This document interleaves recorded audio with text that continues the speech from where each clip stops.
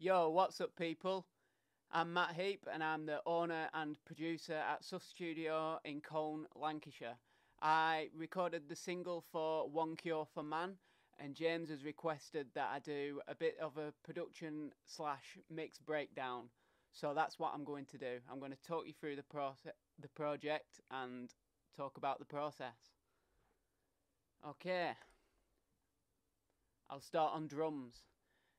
So for this track, I really wanted it to be sort of stadium rocky, but I don't have a stadium at my disposal. I have a 15 by 30 foot-ish live room, so the ambience in there is not to a stadium standard. So the main thing that I wanted to do with the drums is to get a stadium vibe using samples, triggering samples, and using a lot of reverb.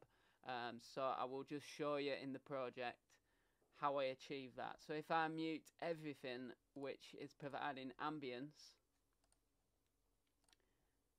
and I solo the drums, this is what we get.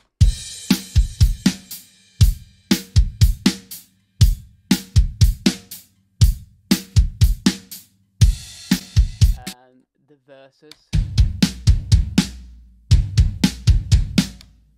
So it's a great drum sound, and on a lot of projects that would be very satisfactory. But on this one, I wanted it to sound larger than life. So the main thing providing a lot more ambience is a snare room sample. Now this would be triggered using the actual snare to trigger a snare recorded in another room, a large room somewhere else, but usually a studio. Can't tell you where it recorded. So this is the sample on its own. Sounds a bit daft on its own, but bring it into the mix.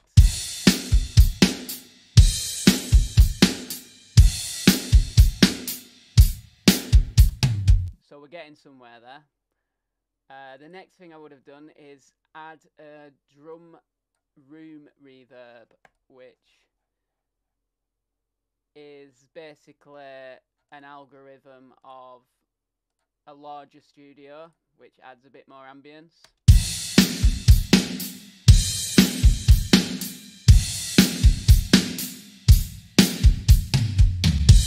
And I'll just play the second verse because this is where it really needed to get stadium-ish.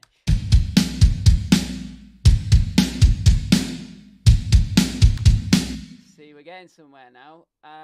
That obviously weren't enough for me during the mix down, so I added some more, and I did a separate reverb for the snare and a separate reverb for the tom. I think basically I wanted the snare to not have as much low end as the toms, so the tom reverb on its own is quite low and boomy, and the snare reverb is a bit more toppy. So if I bring them into the mix,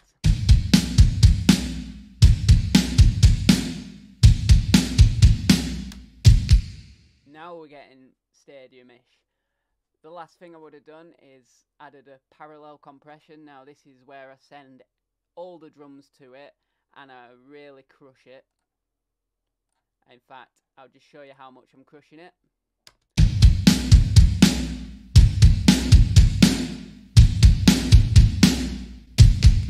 Not that much, actually. That's it on its own. That just kind of glues everything together, really. So the final drum sound.